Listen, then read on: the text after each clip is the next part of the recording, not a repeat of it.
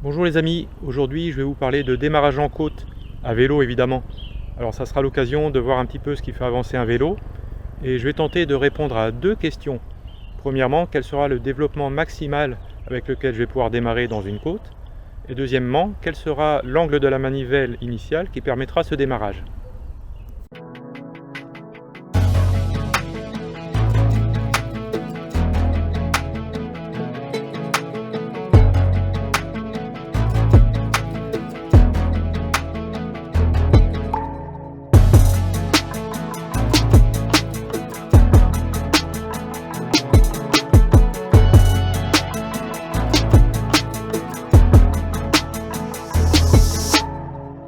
Cette vidéo, c'est la suite de la vidéo précédente, elle fait partie de ma série Science et vélo.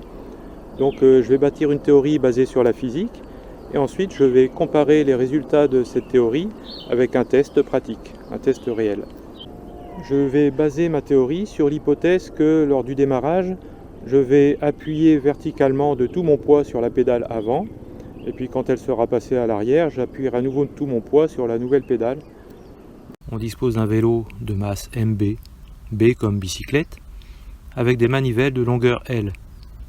Il a un développement D, c'est-à-dire que pour un tour complet de manivelle, le vélo avance de D mètres. Le cycliste a une masse MC.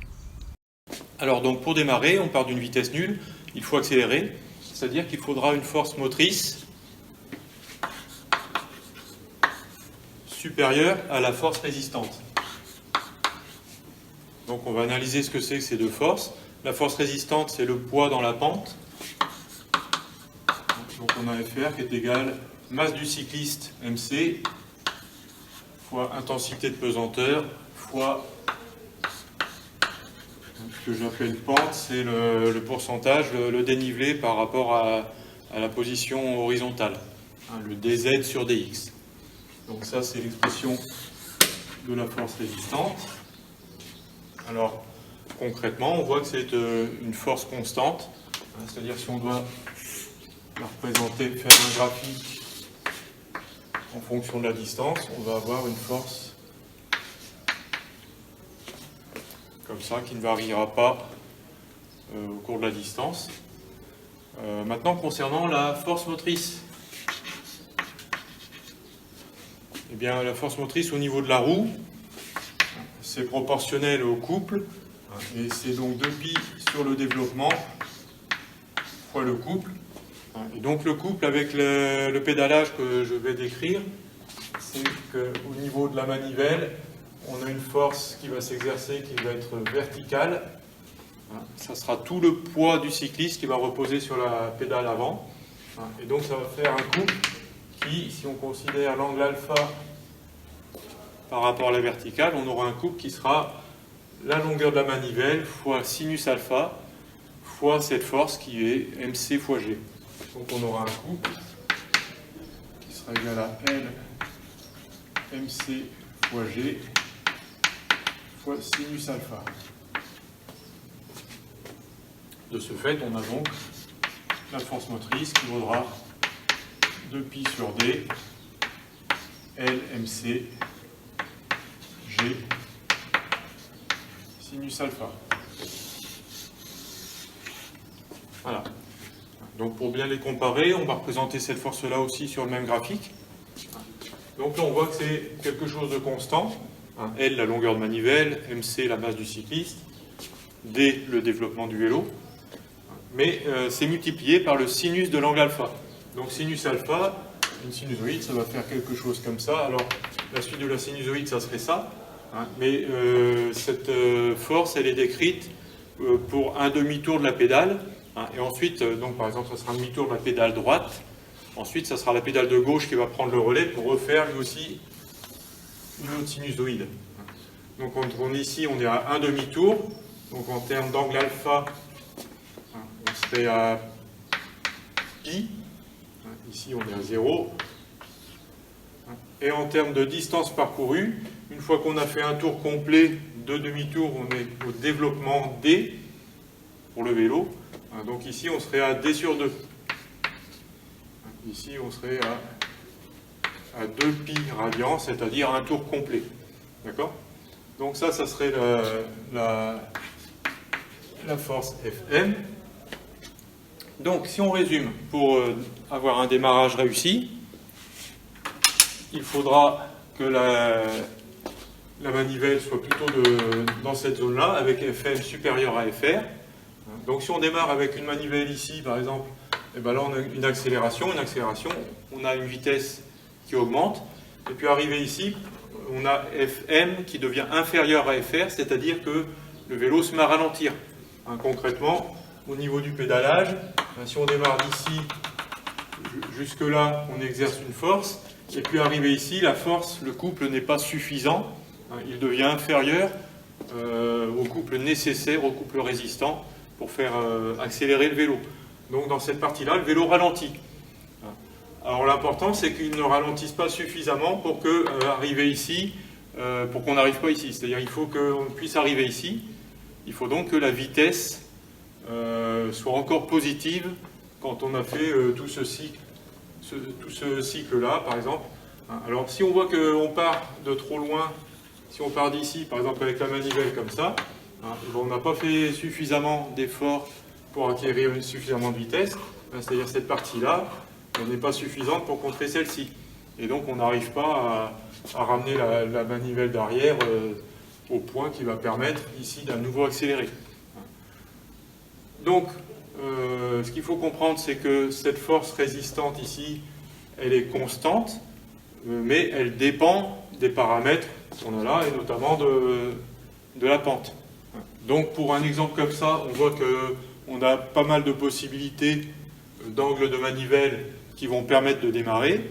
Donc là, c'est un démarrage possible. Si en revanche, on avait une pente beaucoup plus forte,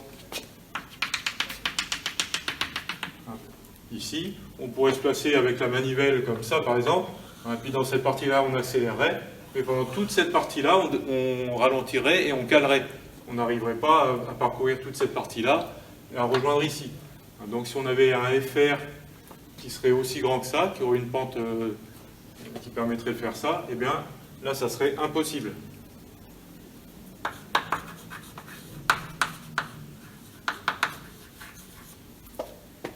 Donc, puisqu'on s'intéresse au démarrage dans un cas limite, dans la pente maximale, eh bien, ça va être quelque part entre les deux, peut-être quelque part ici. Donc là, ça va être le cas limite.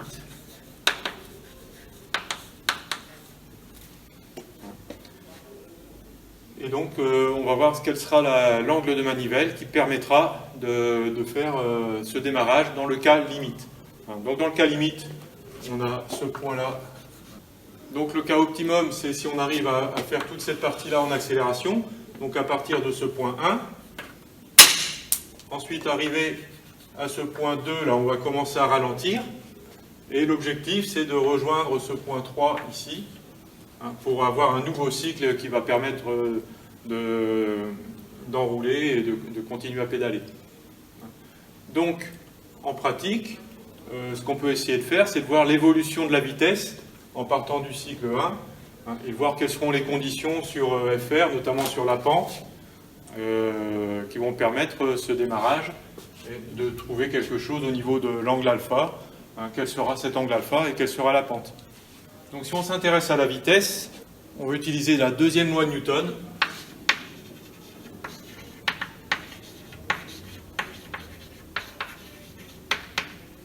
Qui dit que la somme des forces, c'est la masse fois l'accélération. La somme vectorielle des forces, avec deux forces qui vont dans deux sens contraires, ça va être la différence, Fm moins Fr. D'accord ? La masse, c'est la masse totale inertielle, donc c'est la masse du cycliste plus la masse de la bicyclette, donc fois l'accélération. On voit que Fm moins Fr, ça va faire 2pi sur d LMC G sinus alpha moins Fr qui vaut MC fois G fois pente ça sera égal à MC plus MB fois l'accélération. Alors, dans cette équation, on a un angle alpha qui dépend, donc on voit que les manivelles vont tourner au fur et à mesure qu'on se déplace, donc il dépend de x. Et l'accélération, c'est la dérivée seconde de x. Donc ce qu'on va avoir au final, ça sera une équation différentielle en x qui va s'écrire donc 2pi sur d LMCG sinus de alpha, c'est égal à 2pi sur d fois x. On le voit, hein, parce que quand on arrive à x égale d, ça fait un angle alpha égale 2pi. Hein, donc alpha égale 2pi sur d fois x. Donc moins mc fois g fois pente égale mc plus mb fois la dérivée seconde de x, qu'on peut écrire d carré x sur dt carré. Voilà. Donc qu'est-ce qu'on a là? On a une équation différentielle, hein, qui va permettre d'obtenir la fonction x de t, c'est-à-dire l'évolution du déplacement x en fonction du temps. À partir de x de t, si on obtient x de t, on va pouvoir calculer la vitesse qui sera la dérivée de x. Alors le souci avec cette équation, c'est qu'on a la dérivée seconde de x, et on a du x qui n'est pas tout seul comme ça au milieu de nulle part, c'est l'argument de la fonction sinus. Et donc je ne sais pas résoudre ce type d'équation différentielle. Donc on va voir dans une seconde partie de la vidéo comment se débrouiller pour avoir quand même l'évolution de la vitesse en fonction du temps. En attendant, on va essayer de trouver une autre méthode qui permettra de répondre à notre question, c'est-à-dire c'est quoi la pente maximale et c'est quoi l'angle optimal pour réussir à démarrer. Alors cette méthode, ça va être du point de vue de l'énergie. La vitesse est liée à l'énergie cinétique. L'énergie cinétique, c'est un demi de m fois v, la vitesse donc au carré. Et donc, puisqu'on démarre une vitesse nulle, on a une énergie nulle au départ. Et quand la force motrice est supérieure à la force résistante, on a un travail moteur qui va permettre d'augmenter l'énergie. Et à l'inverse, ici, on a un travail résistant, puisque la force résistante sera plus grande que la force motrice, qui va diminuer l'énergie. Et donc le but, ça va être qu'arrivé ici pour le deuxième cycle, on ait un bilan énergétique positif, c'est-à-dire que l'énergie motrice, le travail moteur sera supérieur au travail résistant. Donc on veut que entre le point 1 et le point 3, on veut un travail moteur qui soit supérieur au travail résistant. Donc on va calculer ces deux travaux. Le travail résistant, ça va être le plus simple. Le travail, c'est la force fois le déplacement. Donc c'est une force constante Fr qui vaut cette valeur-là. Sur un demi-cycle, ça va suffire hein, pour faire le calcul. Hein, de 1 à 3, ça correspond à un demi-cycle. Donc on va avoir un travail résistant qui sera égal à MC. Ah, je me suis trompé dans mon travail résistant. C'est MC plus MB, c'est le total, le poids total. Voilà. Donc MC plus MB.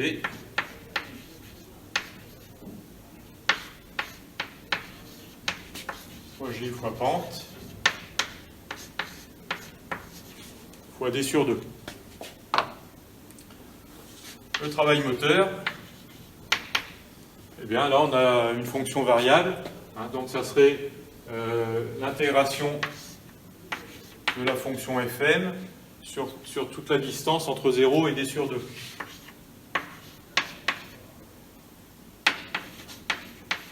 Hein, donc ça se noterait comme ça.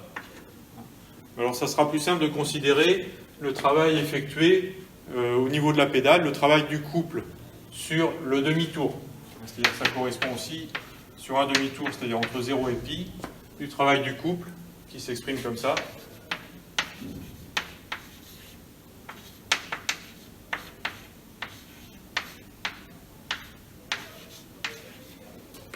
D'accord?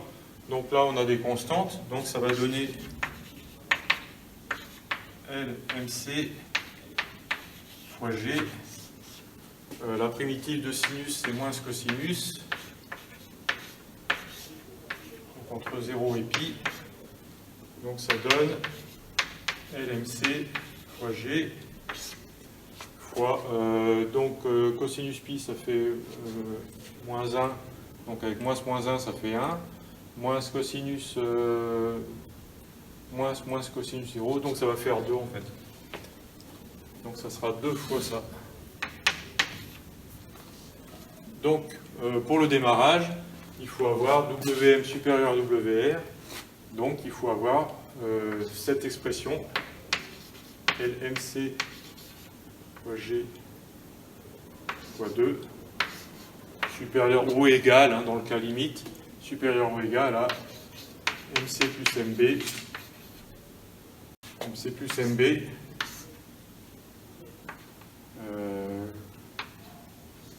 Je l'ai là, ici, fois G, fois pente, fois D sur 2. Donc là, les G se simplifient. G ici. Si on cherche à exprimer la pente, ça va nous donner une pente qui sera donc inférieure, qui devrait être inférieure ou égale, donc ça va être une pente limite. Le 2, je passe de ce côté-là, 2 fois 2, ça fait 4. Donc j'ai 4 LMC et divisé par D et divisé par MC plus MB. Donc voilà ma pente limite, donc en fonction de la longueur des manivelles, de la masse du cycliste, de la masse de la bicyclette et du développement du vélo. Eh bien, pour ceux qui ont vu la vidéo précédente qui parlait d'une côte maximale qu'on pouvait emmener avec tel développement, eh bien c'est exactement cette formule-là. Donc ça veut dire déjà dans un premier résultat que la pente maximale dans laquelle on peut emmener un développement, on peut aussi démarrer dans cette pente-là. D'accord? Alors maintenant, quel sera l'angle de la manivelle? Eh bien, ça sera l'angle quand on sera au point 1, ici. Et donc, on voit que pour ce point-là, on a FR qui est égal à FM. Ça fait du 2pi sur D LMC fois G sinus alpha qui serait égal à MC plus MB fois G fois pente. Et alors pente, dans le cas limite, ça va être cette valeur-là. Donc je vais remplacer pente par tout ça.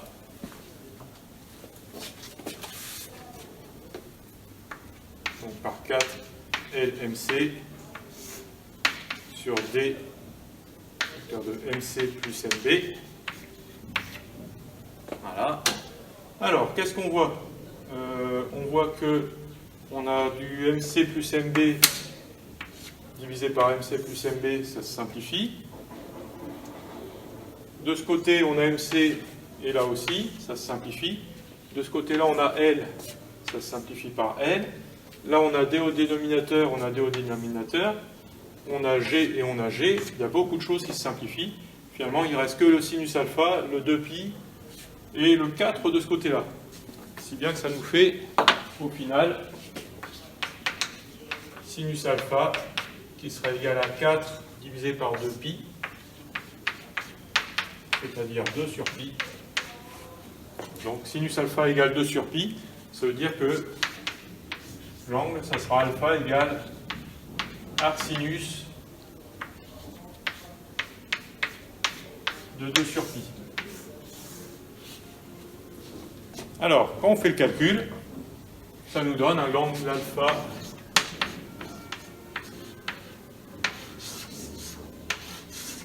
de 40 degrés. Donc voilà les deux résultats de cette démonstration. On peut constater que l'angle ne dépend pas du poids du cycliste, de la pente, du développement. Ça sera toujours le même angle dans le cas d'une pente limite. Ça sera cet angle-là, par rapport à la verticale, qui permettra au mieux de démarrer. Voilà. Fort de ces résultats théoriques, je suis allé faire des tests dans une côte de 15% avec le vélo de ma chérie, plus pratique pour ce genre d'acrobatie. J'ai tenté en 34-21, ça passe. Puis en 34-18, ça passe encore. Et enfin en 34-15, premier échec. Mais je sens que c'est possible. Au deuxième essai, ça passe, mais c'est limite, même pour continuer l'ascension. Donc déjà, ça confirme le résultat théorique qu'il est possible de démarrer dans la côte maximale qu'on peut grimper. Parce que c'est pas plus facile de continuer à pédaler que de démarrer. Ensuite, il faut reconnaître que pour effectuer les derniers démarrages, j'ai dû tirer fort sur le guidon pour arriver à appuyer encore plus fort de mon poids sur la pédale. Donc je ne serais pas surpris d'avoir pu démarrer avec un développement plus grand que celui calculé dans ma formule. Car cette formule est le résultat de l'hypothèse de pédalage vertical avec le poids du corps. Alors, avec les caractéristiques du vélo et mon poids, la théorie donne un développement max de 3,46 m. Les développements que j'ai pu passer sont 3,09 m, 3,60 m et 4,33 m. Les images sur le dernier passage en 4,33 m montrent clairement que le pédalage ne correspond pas au modèle. Quand la pédale est en haut, j'arrive à enrouler parce que je me penche en arrière et tire sur le guidon pour orienter ma force sur la pédale vers l'avant afin d'avoir un plus grand couple qu'avec une force verticale. Sans cela, je n'aurais pas passé l'angle fatidique de 40 degrés. En pratique, on voit que cet angle est proche de l'angle du tube diagonal quand le vélo est dans une forte pente. Ça donne un repère. Alors pour finir cette vidéo, je vais vous montrer, comme promis, comment déterminer l'évolution de la vitesse, bien qu'il soit impossible de résoudre l'équation différentielle de x de t. Le principe est d'utiliser un ordinateur pour effectuer des calculs en boucle. En partant de l'angle initial, on calcule la force motrice qui en dépend. Sachant la force résistante, on calcule l'accélération. Ensuite, l'idée est de considérer une durée dt très petite, assez petite pour considérer que l'accélération est constante pendant dt. On peut alors calculer la variation de vitesse, dv égale a fois dt. Puis la variation de position dx, qui sera la vitesse moyenne fois dt, donc v plus dv sur 2 fois dt. On peut dès lors calculer le nouvel angle de la manivelle, alpha égale alpha 0 plus 2pi sur d fois dx, et la nouvelle vitesse. Ensuite, on recommence ce procédé, et ainsi de suite. Au final, on obtient les valeurs de alpha de t et v de t, qu'on peut afficher. Alors, sur ce premier graphique, on voit la vitesse en bleu qui augmente à mesure que la pédale descend. L'angle en rouge augmente. On atteint une vitesse maximale d'environ 1 mètre par seconde quand la pédale est à 140 degrés, ce qui correspond au point 2 de mon graphique de Fm de t au tableau. Ce qui est logique, car on passe ensuite à Fr supérieur à Fm, donc on ralentit. On passe le point mort, avec les pédales à 180 degrés et 0 degrés, avec une vitesse de 0,7 m par seconde. Puis on continue à ralentir alors que la pédale descend, et on atteint péniblement les 40 degrés, avec une vitesse quasi nulle. Ensuite, le cycle recommence.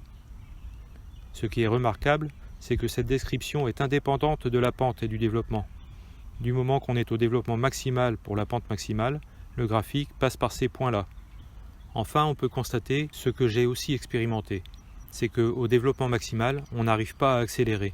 On reste d'un cycle à l'autre entre 0 et 1 mètre par seconde. J'ai simulé un démarrage avec un développement de 90% du maximum, et là, on voit que la vitesse augmente à chaque demi-tour de pédalier. Bon ben là, je crois qu'on a fait le tour du sujet. Bravo à vous si vous avez suivi jusqu'au bout. Et n'hésitez pas à laisser un commentaire si ça vous a intéressé, ça fait toujours plaisir.